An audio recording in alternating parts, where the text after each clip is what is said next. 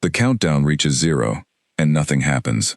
That is the moment I remember most clearly. I am standing at my station on threshold platform, my hands resting on a console that has not stopped blinking for 6 hours, and the final second of the Kelthari Dominion's ultimatum simply passes like any other second. No alarms, no light show, just silence, and the low hum of recycled air moving through the vents above my head. My name is Daniel Ashwood. I am a tactical communications officer, 3rd shift, assigned to watch the gate that connects our solar system to the rest of the galaxy. 6 months ago, an alien fleet arrived at the edge of our system and delivered a message that every government on Earth received at the same instant, translated into every language we speak. The message was simple: submit to the Dominion, disarm our fleets, accept their laws and their rule, or be corrected. They gave us 180 days to decide. I remember watching that broadcast with my sister, Grace, in her apartment in Bristol. She works in agriculture logistics, moving grain shipments between continents, and she looked at the alien ambassador on the screen and laughed, not because it was funny, but because she did not know what else to do. Nobody did. For weeks after that broadcast, the news channels showed nothing but debate. Diplomats flew between capitals. World leaders gave speeches about unity and resolve. And underneath all of that noise, something else was happening, something I did not understand until much later. I was posted to Threshold Platform 4 months ago, after volunteering for gate defense duty. The platform sits at the edge of our system, close enough to the gate that we can watch every flicker of energy that passes through it. My job is simple on paper: monitor the gate, report anomalies, relay data to command. In practice, my job for the last 4 months has been watching a slow, strange transformation take place around me, one that nobody explained and nobody was supposed to talk about. It started with the shipyards. I noticed it first in the supply manifests that crossed my desk every morning. Steel, titanium alloy, rare earth minerals. The numbers kept climbing, week after week, far beyond what our official fleet strength required. When I asked my supervisor, a quiet woman named Laura Bennett, she told me to focus on my own duties and let logistics handle logistics. I did not push the question again. You learn quickly in this job which doors are meant to stay closed. Then came the drills. Every week, sometimes twice a week, Threshold Platform would run a full defensive simulation, rehearsing scenarios that made no sense to me at the time. We were not practicing how to fight a war against overwhelming force. We were practicing how to fight a war against overwhelming force that arrived through a single point of entry, over and over, with the same choke and release pattern each time. I asked Laura about that too. She told me some scenarios are just training exercises, nothing more. I did not believe her, but I said nothing. The strangest part was the mood.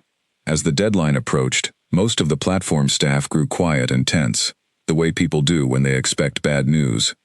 But a handful of senior officers, the ones who came and went from restricted sections I was never given clearance to enter, seemed almost calm. More than calm. There were moments I caught them exchanging looks that felt less like fear and more like anticipation, the kind of look soldiers give each other, right before they spring a trap they have been building for a very long time. I mentioned this to Grace during one of our calls, 3 weeks before the deadline. She was skeptical. She said I was reading too much into stressed faces and long shifts. Maybe she was right. I wanted her to be right. It was easier to believe that everyone around me was simply frightened than to believe they knew something the rest of us did not. 2 weeks before the deadline, Earth's governments released a joint statement. It was carefully worded, full of diplomatic language about sovereignty and self-determination. But underneath the polish, the message was clear. Humanity would not submit. We would not disarm. We would not accept the Dominion's terms. I remember the reaction across the platform. Some officers cheered, others went pale. A young technician named Oliver Marsh, who worked 2 consoles down from mine, turned to me and asked what I thought would happen next. I told him the truth. I told him I had no idea, and that scared me more than anything the Dominion had said in their broadcast. The final week passed in a blur of preparation. Every ship in our home fleet was recalled from patrol duty and stationed just beyond the gate's outer perimeter, spread out in a formation I did not recognize from any manual I had studied. Civilian traffic near the gate was rerouted without explanation. Communications with outer colonies were quietly restricted, supposedly for security reasons. I stopped asking questions. I simply did my job, watched my screens, and tried not to think too hard about what was coming. On the final day, Command called a full staff briefing. Admiral Edward Hartley, the officer in charge of gate defense for this entire sector, stood in front of us and said very little. He told us that our duty was to monitor the gate, report immediately on any activity, and follow every instruction from Command without hesitation, no matter how unusual those instructions might seem. He did not explain what he meant by unusual. He simply repeated the order, looked around the room at each of us, and dismissed the briefing. I went back to my station with a strange feeling settling into my chest, something between dread and disbelief. The deadline was hours away. Every screen in front of me showed normal readings. The gate sat quiet at the edge of our sensors, a shimmering ring of engineered space, doing nothing at all. I remember thinking that maybe this was all theater, that the Dominion would let the deadline pass and nothing would change, that all of this preparation had been for nothing. I was wrong, but not in the way I expected. The final hour arrived. I sat at my console with Emma Doyle, another comms officer, both of us watching the same data feed in silence. Neither of us spoke much. There did not seem to be anything worth saying. The clock on my screen ticked down the final minutes of the ultimatum, and somewhere out there, an empire that had conquered hundreds of worlds waited to see whether a single species, barely out of its own solar system, would dare to say no. At 0, nothing happened. I remember letting out a breath I did not know I had been holding. Emma laughed quietly, the same nervous laugh my sister had given months earlier. For a few minutes, it seemed like maybe this was it. Maybe the Dominion had been testing us, gauging our resolve, and our answer was enough to make them reconsider. Then the gate began to change. It started as a flicker on my console, a small spike in energy readings that I almost dismissed as sensor noise. But the spike did not fade. It grew, steady and deliberate, climbing higher every second. I called it in immediately, my voice tighter than I wanted it to be. Within moments, alarms began sounding across the platform, not the panicked blaring I had imagined during drills, but a calm, measured tone that somehow felt worse. Laura Bennett appeared behind me almost instantly. She must have been standing by, waiting. She looked at my screen, then at the wider tactical display that filled the far wall of our command center. The gate, that quiet ring of engineered space we had watched do nothing for months, was beginning to open. I had seen gate activations before, small ones, routine traffic moving supplies and personnel between systems. This was nothing like that. The energy signature climbing across my display was larger than anything in our records, larger than any number I had been trained to expect. My hands moved across the console on instinct, pulling every scrap of data I could gather, feeding it upward, to command as fast as the system would allow. Admiral Hartley's voice came over the platform-wide channel, steady and clear, giving orders I did not fully understand at the time. Hold formation.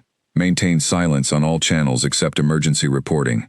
Do not engage until given direct clearance. I glanced at Emma. She glanced back at me.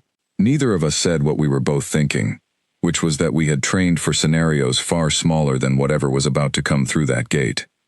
The first readings came back from our deep sensors, and for a moment, I could not make sense of the numbers on my screen. I ran the calculation twice, certain I had made an error. I had not. The energy signature building at the gate was consistent with a fleet-scale mass transit event, the kind of gate activation used to move an entire invasion force from one system to another in a single coordinated surge. Laura's hand landed on my shoulder, steadying me without a word.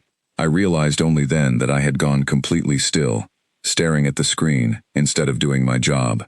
I forced myself to keep working, logging every fluctuation, every change, sending it all up the chain as fast as my fingers could type. The gate's outer ring began to glow, faint at first, then brighter, a slow-building light that seemed to pulse in time with my own heartbeat. Somewhere behind that light, across a distance no ship could cross without the gate's help, an empire that spanned countless star systems had made its decision. We had said no to their final ultimatum, and now they were coming to answer that no in the only language they seemed to understand. I looked at the tactical display one last time before the first ships began to emerge, and I remember thinking that whatever happened next, nothing about my life, or about humanity's place among the stars, would ever be the same again. I did not know yet how right I was, or how differently things would unfold from what I feared in that final, silent moment before the gate tore open. The first ship came through the gate like a needle-piercing skin, fast and precise, and then the light behind it split apart into thousands more. I had trained for months to keep my composure during a crisis, but nothing in that training prepared me for watching a wall of enemy vessels pour out of empty space, one after another, faster than my eyes could count them. My console tried to keep pace, assigning identification numbers to each new contact, but within seconds, the counter gave up trying to label individual ships and switched to estimating mass groupings instead. 10,000, 50,000, 200,000. The number kept climbing, and somewhere in the back of my mind, a small, cold voice told me this was no longer a battle I could process one ship at a time. Laura Bennett stood beside me, her eyes fixed on the same display, her jaw tight, but her voice steady when she spoke. She told me to keep logging, to keep feeding data upward, and to ignore the part of my brain screaming that we were about to be erased from existence. I did as she said, because it was easier than thinking about anything else. Admiral Hartley's voice returned to the platform-wide channel, calm in a way that felt almost unnatural given what was happening on our screens. He repeated the same orders as before. Hold formation. Maintain silence. Do not engage without clearance. I remember wanting to scream at the display, to ask what kind of strategy involved doing nothing, while an armada beyond counting emerged less than 100,000 kilometers from our home world. But orders were orders, and I had spent 4 months learning not to question them, even when every instinct told me to. By the 10th minute, the tactical estimate had climbed past 1 million ships. By the 20th minute, it had passed 10 million. I stopped trying to comprehend the number as a whole, and instead focused on smaller, more manageable pieces of data, the way I had been trained to do when a situation grew too large for a single mind to hold. Individual formations, approach vectors, weapon signatures, anything that let me keep working instead of freezing in place. Emma Doyle, sitting beside me, had gone very quiet. At one point she reached over and gripped my forearm, not saying anything, just needing something solid to hold on to. I did not pull away. I understood exactly why she needed it. The Dominion fleet did not spread out as it emerged. That was the detail that struck me most, even through my fear. Every ship funneled through the exact same point in space, the exact same gate, forming a long, dense column that stretched back through the opening like a single unbroken river of steel. I remember thinking, even in that moment of terror, that it seemed like a strange way to invade a system. Spreading a fleet across multiple entry points would have overwhelmed our defenses from every direction at once. Instead, they were committing everything through one door. I mentioned this to Laura, my voice barely steady enough to form the words. She did not answer right away. When she finally spoke, her voice carried something I had not heard from her before, a kind of grim satisfaction buried under the tension. She told me that the Dominion had never faced a species that could threaten a gate itself, only species that feared what came through it. She said their strategy assumed the gate was simply a doorway, nothing more, and doorways do not fight back. I did not understand what she meant, not fully, not yet, but I filed the words away, because something in her tone told me they mattered more than I realized. The tactical display continued to fill with contacts, the enemy fleet's estimated total climbing toward numbers that no longer felt real, 20 million, 30 million. The scale of it was almost abstract, more like a natural disaster than a military engagement, a tidal wave given the shape of a battle fleet. I kept working, kept logging, kept feeding data upward, because it was the only thing keeping me from falling apart. Then I noticed something strange in the data. A cluster of ships near the front of the enemy column, the very first wave to emerge from the gate, had gone dark. Not destroyed, not damaged in any way my sensors could detect, simply dark, their systems reading as inactive, despite having crossed through the gate only minutes earlier. I flagged it immediately, and sent the report upward, expecting confusion or alarm from command. Instead, Laura simply nodded, as if she had been expecting exactly that result. I asked her what was happening. She told me to keep watching. I turned back to my screen, and over the next several minutes, I watched as more clusters of enemy ships went dark in the same pattern, always near the front of the column, always shortly after passing through the gate. It was not random. It was not damage. It was something deliberate, something built into the fabric of the gate itself. And it was happening to enemy ships the moment they crossed the threshold. The enemy fleet did not seem to notice at first. The column kept advancing, ship after ship pouring through in that same tight formation, oblivious to the fact that a portion of their own vanguard had simply stopped responding. I found myself staring at the numbers, trying to make sense of what I was seeing, when Emma spoke for the first time in nearly half an hour. She asked if we were doing that. I did not have an answer. I looked at Laura instead, and for the first time since the crisis began, I saw something close to a smile cross her face, tight and controlled, but real. She told us that 4 months of drills, 4 months of strange supply requisitions, 4 months of restricted briefings and unexplained orders, had all been building toward this exact moment. She said that while the rest of the galaxy watched humanity argue and stall in public, a much smaller group of engineers and scientists had been given a very different task, one kept secret even from most of our own military. That task, she said, had been to study the gate itself, not as a simple doorway, but as a piece of technology that could be understood, modified, and ultimately controlled. I wanted to ask 100 questions at once, but the tactical display demanded my attention before I could form a single one. The enemy fleet's forward momentum had begun to slow, not because they were choosing to slow down, but because something at the gate's threshold was physically restricting how quickly new ships could cross through. Ships that had been emerging in tight, rapid succession now trickled through more slowly, backing up the column behind them like traffic funneling into a narrowing road. Admiral Hartley's voice returned to the channel, and this time there was no calm in it, only sharp, focused urgency. He gave the order I had been waiting 4 months to hear, though I did not fully understand its meaning until the ships around us began to move. Engage designated kill zones. Hold nothing back. Threshold platform's own defensive systems came alive around me, weapons batteries that had sat silent and unremarkable for months, suddenly humming with power. Beyond the platform, the human fleet that had been stationed in that strange, unfamiliar formation began to shift, revealing a pattern I finally understood. They were not spread out to intercept the enemy fleet as a whole. They were positioned precisely around the gate's threshold, layered in overlapping fields of fire, aimed directly at the narrow point where enemy ships were forced to emerge one dense cluster at a time. I looked at the numbers again, the ones that had terrified me only minutes earlier. 50 million ships, an army large enough to conquer entire star systems through sheer overwhelming force, and every single one of them had to pass through the same narrow point in space to reach us. A number that large should have been an unstoppable advantage. Instead, watching the first true exchange of fire begin, I started to understand that it might be exactly the opposite. The first volleys from our fleet tore into the leading edge of the enemy column, and the results were immediate. Ships that had emerged from the gate only moments earlier, still adjusting their systems after the crossing, took the full force of concentrated fire from every angle at once. I watched 300 enemy vessels vanish from my display in the span of a single volley, their debris scattering into the space behind them, directly into the path of the ships still trying to emerge. Emma let out a small, disbelieving sound beside me, something between a laugh and a gasp. Laura's grip tightened on the edge of my console, her eyes fixed on the display with an intensity that told me she had been waiting a very long time to see exactly this. I kept logging the data, kept feeding numbers upward, but for the first time since the crisis began, the numbers no longer felt like a countdown toward destruction. They felt like something else entirely, something I did not yet have the full picture to understand, but something that made the tight, cold knot in my chest loosen, just slightly, for the first time in hours. The enemy fleet, all 50 million ships of it, was still coming.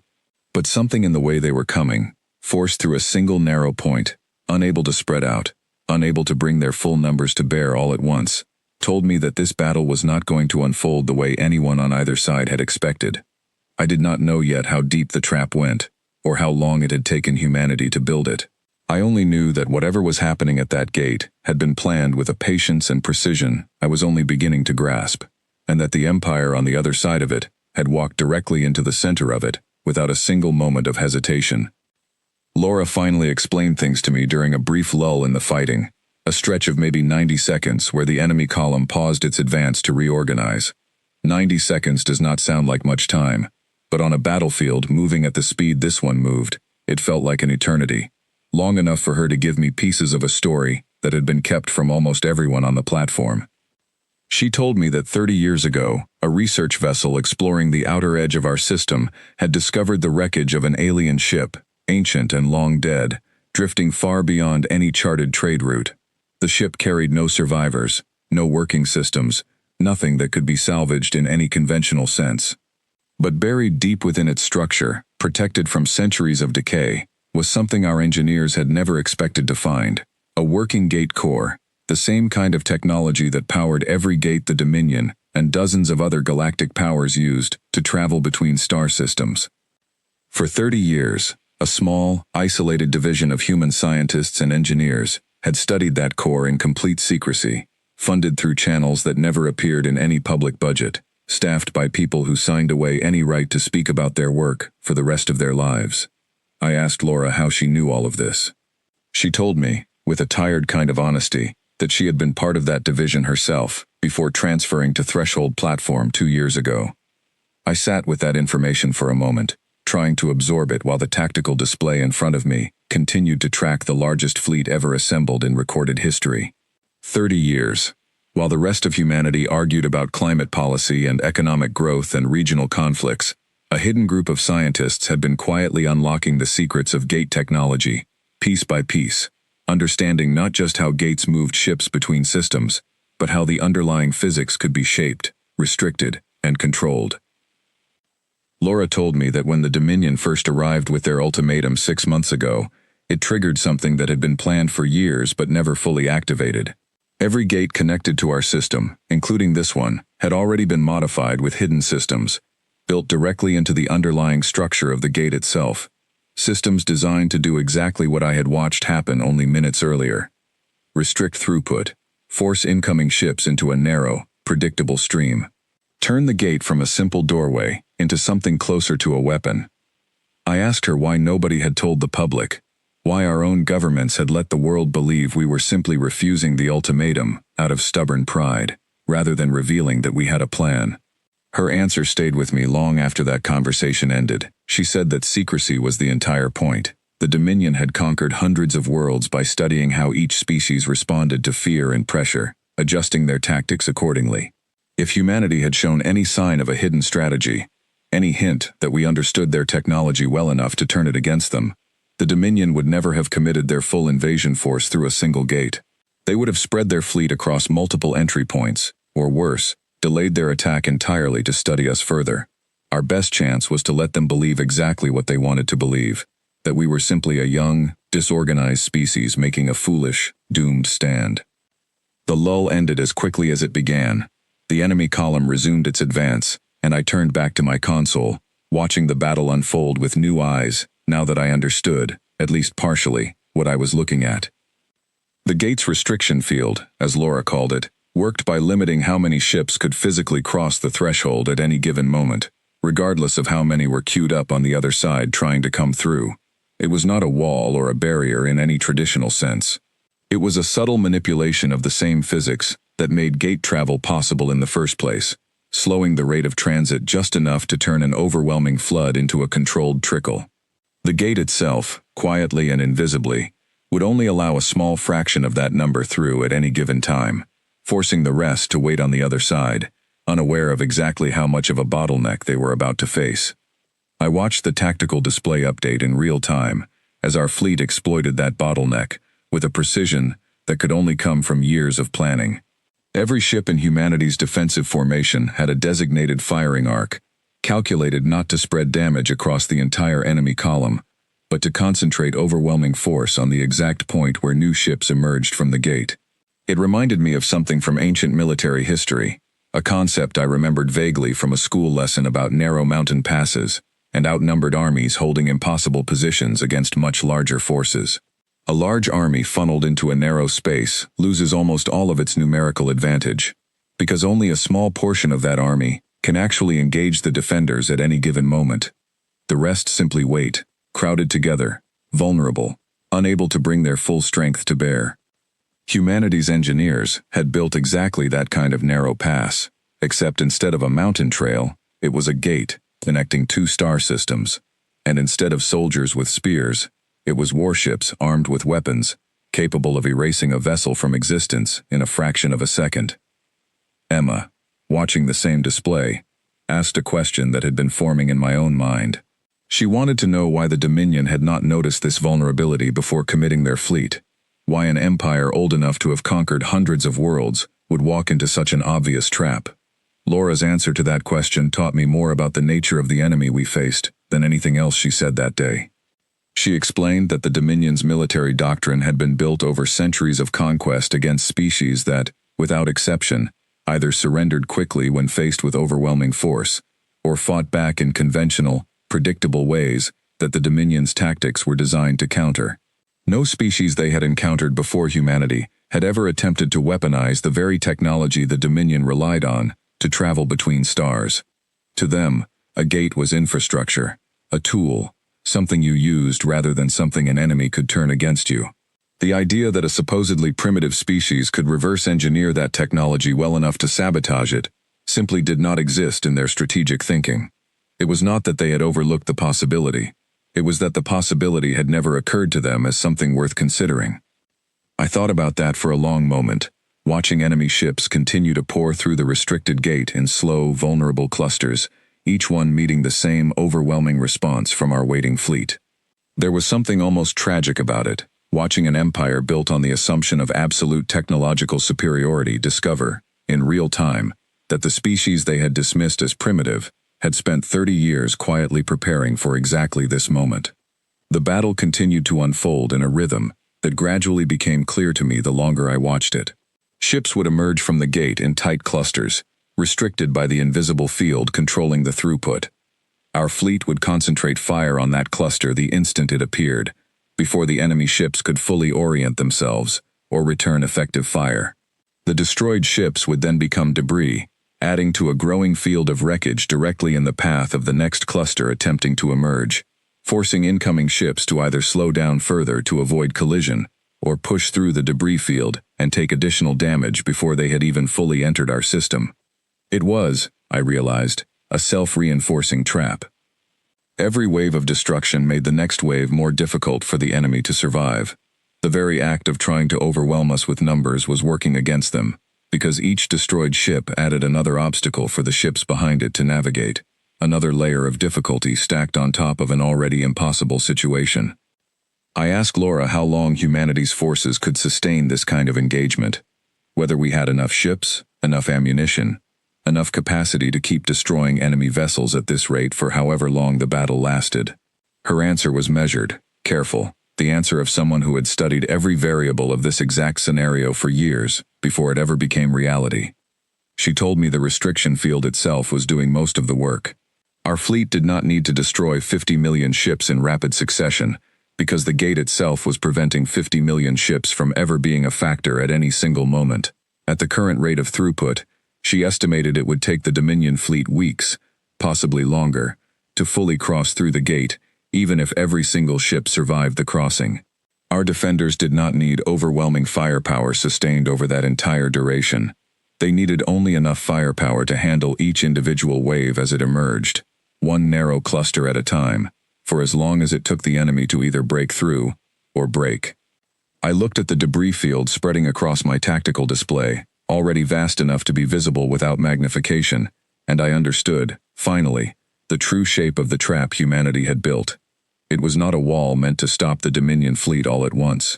It was a slow, grinding machine, patient and relentless, designed to turn the enemy's greatest strength, their overwhelming numbers, into their greatest weakness. Every ship that tried to force its way through only added to the wreckage blocking the path for the ships behind it.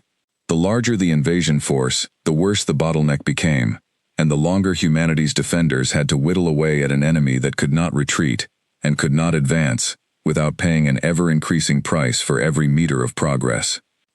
Admiral Hartley's voice returned to the platform-wide channel with a new update, and this time I heard something in his tone that had not been there before, a controlled confidence that suggested the battle, however terrifying it looked on paper, was proceeding exactly as planned. He confirmed what Laura had already told me. The restriction field was holding steady. Enemy throughput remained limited to a fraction of their total fleet strength. Our losses, remarkably, remained minimal. a handful of damaged vessels compared to the staggering enemy casualties accumulating with every passing minute. I found myself watching the numbers with something I had not expected to feel during any part of this crisis. Not fear, though fear was still present, humming quietly beneath everything else. Something closer to awe, watching a plan 30 years in the making unfold exactly as its architects had intended, against an enemy that had walked into it with absolute, unquestioning confidence. Emma asked, quietly, whether the Dominion would eventually figure out what was happening and change their strategy, pull back their fleet before losing any more ships to the trap. It was a fair question, one that Laura did not have a certain answer for. She told us that empires as large and as old as the Dominion did not change strategy quickly, that their command structure was built for absolute obedience, up and down a rigid chain of hierarchy, that individual commanders in the field likely had little authority to make a decision as significant as retreating from an active invasion without approval from leadership far removed from the actual battlefield.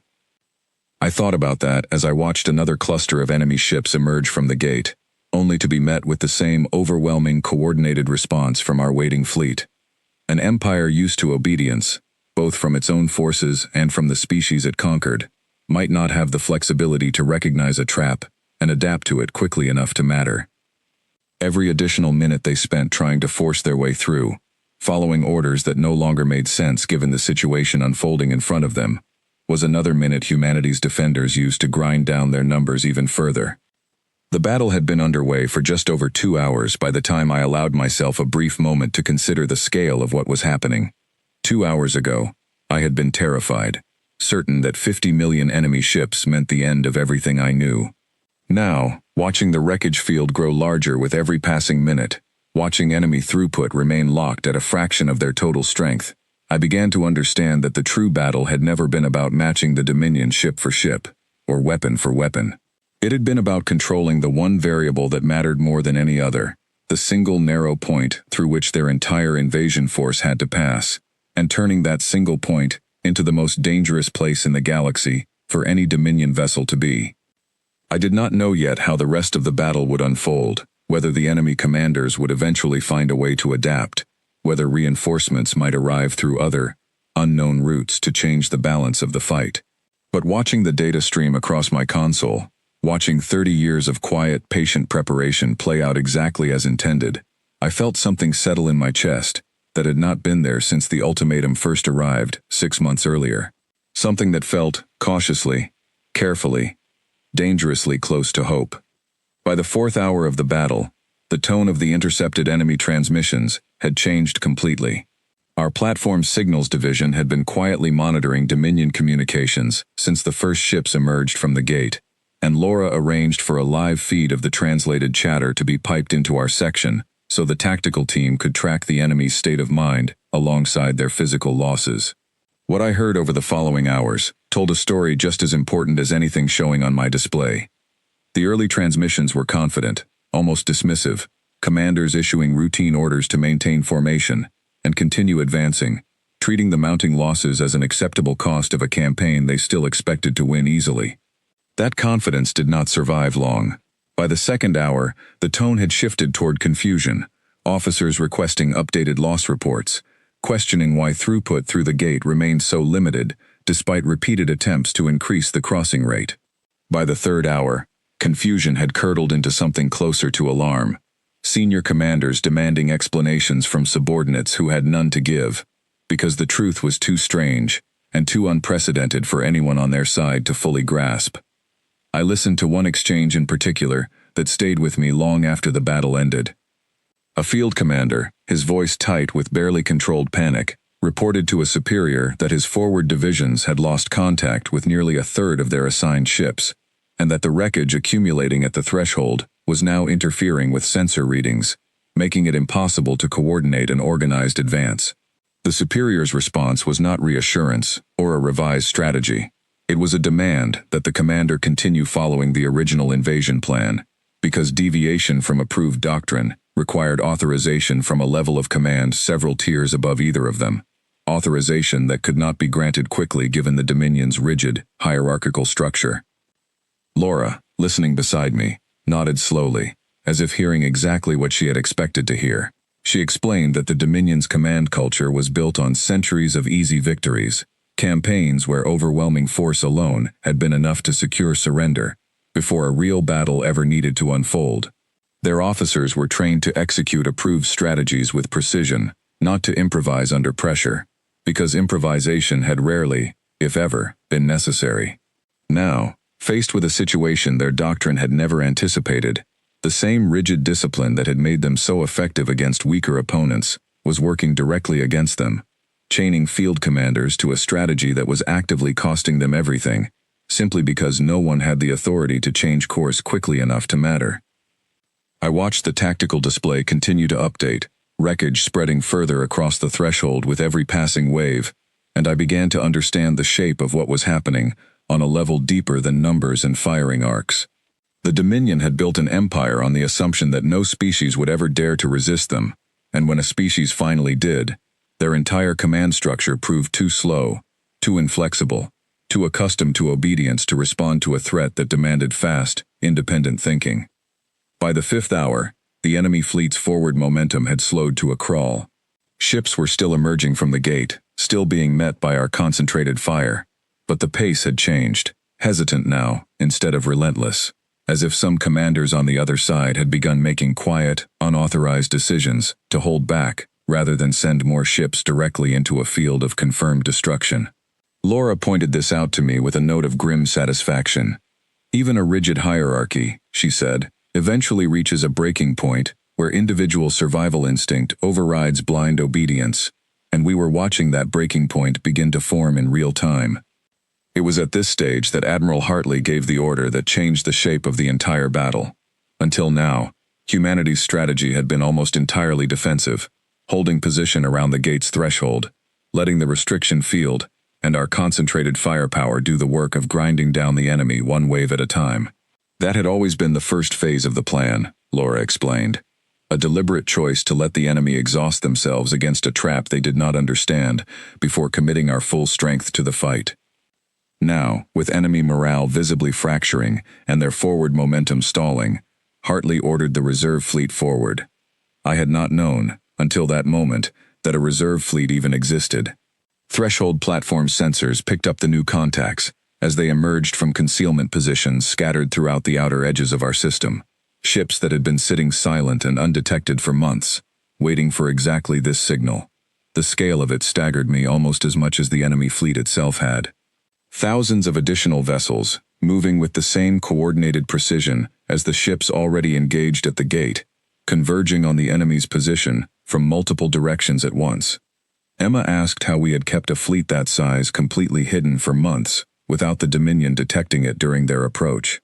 Laura's answer was simple. The same gate technology that allowed us to restrict enemy throughput also allowed us to mask energy signatures within a certain radius of the gate itself, a side effect of the modifications made to the underlying structure that our engineers had turned into a deliberate advantage. The Dominion scans, conducted before their fleet ever crossed through, had shown only humanity's visible defensive formation, never revealing the full scope of what waited for them on the other side. The arrival of the reserve fleet changed the battle from a grinding standoff into something closer to a rout. With additional firepower now converging on the enemy's flanks, the already fractured Dominion formation began to collapse entirely. Ships that had been hesitating at the threshold, uncertain whether to advance into the kill zone or hold position and wait for orders that never seemed to come, now found themselves caught between an unrelenting assault from the front and a new, overwhelming force closing in from multiple directions. I watched the intercepted transmissions grow increasingly desperate as the reserve fleet made its presence known. Commanders who had spent hours rigidly following an invasion plan that was clearly failing now scrambled to request permission for retreat, permission that, even now, some of them seemed unwilling to act on without proper authorization from a chain of command that felt increasingly disconnected from the reality of the battlefield. Somewhere in the confusion, a shift finally began. I do not know whether it came from a single commander finally breaking protocol, or whether authorization for retreat finally arrived from wherever it needed to come from, but within minutes, the character of the enemy fleet's movement changed entirely. Ships that had been pressing forward, however hesitantly, began attempting to reverse course, to retreat back, through the same gate they had emerged from only hours earlier. It did not go well for them. The gate's restriction field, the same mechanism that had limited how many ships could enter our system at once, applied just as effectively to ships attempting to leave. The narrow threshold that had turned their invasion into a grinding bottleneck now turned their retreat into an even more chaotic scramble. Ships crowding against each other, colliding with wreckage from earlier waves, some crossing back through successfully, while others found themselves trapped in a system that had never been meant to let them leave easily either. I watched the enemy fleet's overall numbers, already reduced from 50 million to a fraction of that original count, continue to fall as the retreat turned into a disorganized collapse. Laura, watching the same display, told me quietly that this was the part of the plan she had least been able to predict with certainty, the exact moment the Dominion's command structure would fracture under pressure, but that every simulation, every drill, every scenario humanity's planners had run over the past several years had accounted for the possibility that it might happen exactly like this. By the 6th hour, the battle had shifted so decisively in humanity's favor that the tactical display no longer showed a coherent enemy formation at all, only scattered clusters of ships, some fighting, some fleeing, some simply drifting, their crews apparently no longer receiving any coordinated orders at all. The reserve fleet moved methodically through the wreckage of what had once been the largest invasion force in recorded history, closing off escape routes, cutting down stragglers, systematically dismantling whatever remained of the Dominion's ambitions in our system. I found myself watching numbers that, only hours earlier, had represented an unstoppable existential threat, now representing something closer to an unfolding collapse. 50 million ships had entered our system, with the confidence of an empire that had never once faced meaningful resistance.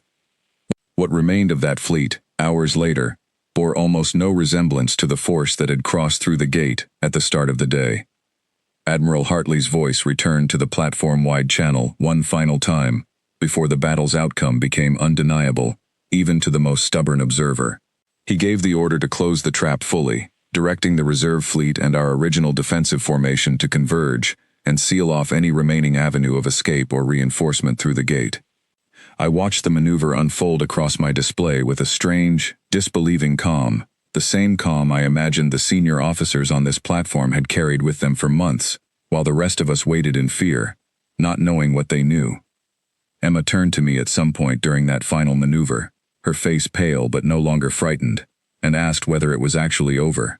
I did not have a certain answer for her, not yet, but watching the last organized resistance from the Dominion fleet crumble under the combined weight of our defensive line, and the reserve fleet closing in from every direction, I told her that it looked like it might be. Laura, standing behind us both, said nothing for a long moment. When she finally spoke, her voice carried a weight I had not heard from her before. Not triumph exactly, but something quieter, more solemn, the voice of someone who had spent years preparing for a battle that might have gone very differently, and who understood better than anyone else on that platform just how close it had come to going the other way. She told us that 30 years of secrecy, 30 years of quiet preparation, had all led to this single day, and watching the wreckage of an empire's arrogance spread across the threshold of our own solar system, I began to understand that this was not simply the end of one battle. It was the beginning of something far larger, something the rest of the galaxy had not yet even begun to understand, and would soon be forced to reckon with. The fighting stopped, in the end, not with a final dramatic strike, but with a slow, quiet fading of resistance, the way a storm loses its strength gradually, rather than all at once. By the 8th hour, the tactical display that had once shown 50 million active contacts now showed a debris field so vast it registered as a single continuous mass on our long-range sensors, a graveyard stretching for hundreds of thousands of kilometers around the threshold of the gate. I sat at my console long after the last confirmed hostile contact had either been destroyed or had fled back through the gate into whatever remained of Dominion territory, and I found that I did not know what to feel. Relief, certainly, the kind that leaves your hands shaking once the adrenaline finally has nowhere left to go. But also something heavier, something closer to grief, watching the scale of destruction spread across my screen, and understanding that every single point of light, representing a destroyed vessel, had, hours earlier, carried a crew of living beings, who had followed orders into a trap none of them ever saw coming. Laura found me still sitting there, when the official stand-down order finally came through from command. She did not say much. She simply placed a hand on my shoulder again, the same gesture she had used hours earlier to steady me, and told me that the hardest part of surviving a battle like this one was often not the fighting itself, but the quiet that came after, when there was finally enough space to feel everything that had been pushed aside in the moment. Over the following days, as damage reports were compiled and the true scope of the battle became clear, I learned details that had been hidden from me during the fighting itself. Humanity's losses, while not insignificant, were almost unbelievably small compared to what anyone had expected going into that day. Fewer than 4,000 human vessels destroyed, or severely damaged, against a Dominion invasion force that had numbered 50 million ships at the start of the engagement. The disparity was so extreme that early reports from command were double-checked and verified multiple times before anyone was willing to release the numbers publicly, certain that some catastrophic error had been made in the calculations. There had been no error. The trap had worked exactly as its architects intended, and the cost of 30 years of secrecy, preparation, and quiet sacrifice had paid for itself in a single, decisive day. Grace called me, 2 days after the battle ended, once communications restrictions had finally lifted enough to allow personal calls through to gate defense personnel. I remember the sound of her voice breaking slightly when she heard mine, the relief of learning that her brother had survived something the entire world had watched unfold on every news broadcast available. She told me that people back home had been glued to their screens for 2 straight days, watching updates that grew steadily less terrifying and more astonishing as the true scale of humanity's victory became clear. She told me that for the first time since the ultimatum arrived 6 months earlier, people were not afraid. They were something else entirely, something that did not yet have a settled name, somewhere between disbelief and a fierce, complicated pride. I did not tell her everything, not yet. Some details remained restricted, even after the battle ended, and I understood, better now than I had before, exactly why that secrecy mattered. But I told her enough. I told her that we had not simply survived, we had won, decisively, against odds that should have made survival impossible, let alone victory. The most significant moment for me personally came 6 days after the battle, when Admiral Hartley called a full staff briefing to explain what would happen next. He stood in front of the same room where he had given his brief, tense instructions before the ultimatum's deadline passed, but his demeanor now was entirely different, steady and open in a way it had not been able to be before. He explained that a data packet had been prepared, compiled from sensor logs, tactical recordings, and translated communications gathered throughout the battle, and that this packet had been sent back through the gate, addressed directly to whatever remained of Dominion command structure on the other side. It contained a full recording of the battle from humanity's perspective, unedited, showing exactly how their invasion force had been dismantled, from the moment the first ship crossed the threshold to the final collapse of organized resistance 8 hours later. Attached to that recording was a short, simple message, one that Hartley read aloud to the assembled staff before it became public knowledge across every news channel on Earth. The message stated, plainly, that humanity had received the Dominion's ultimatum, had considered its terms, and had chosen instead to answer with the only language an empire built on conquest seemed capable of understanding. It stated that humanity did not seek further conflict with the Dominion, but would not hesitate to defend its territory again, if given no other choice.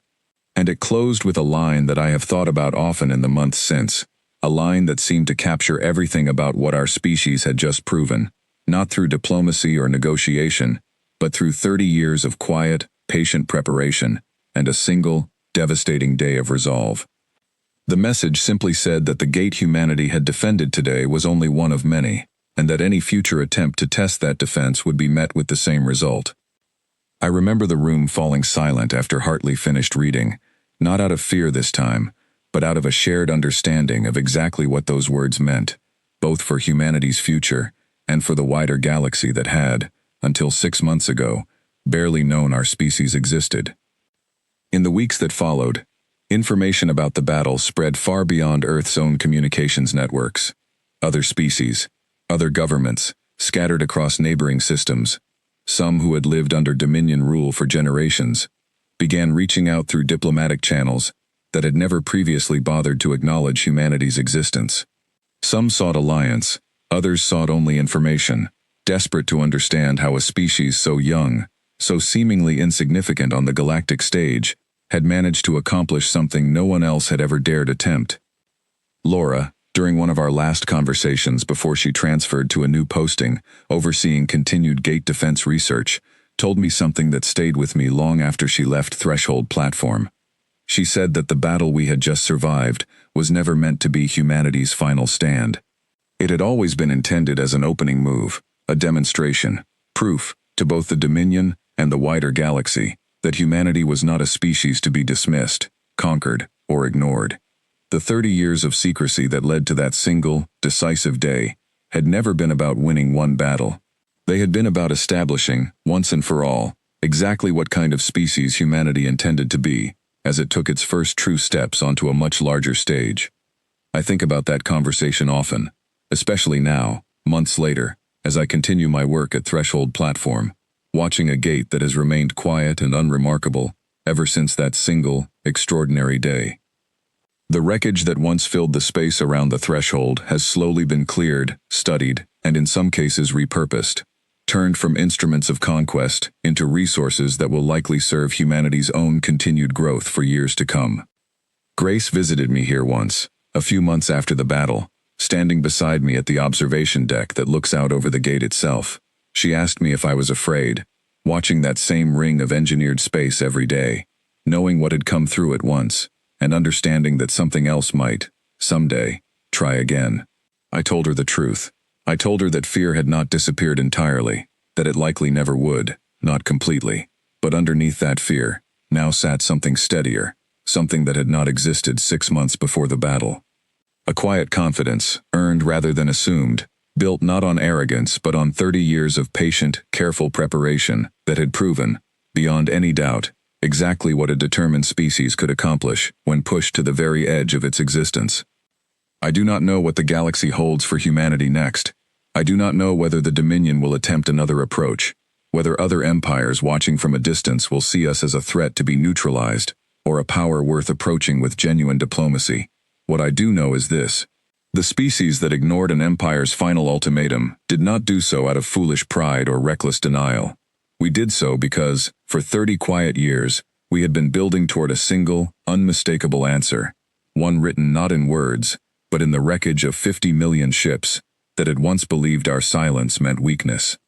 Standing at my station, watching the gate remain calm and unremarkable under the light of a distant sun, I understand now that the true story of that day was never really about the battle itself. It was about patience. It was about the quiet, unglamorous work of preparation that no headline ever captures, the decades spent building something that might never be needed, in the hope that if it ever was, it would be more than enough. It was enough. And somewhere out among the stars, in whatever remains of the Dominion's shattered command structure, I suspect they understand now, in a way they never expected to, exactly what kind of answer humanity gives when it is finally pushed too far.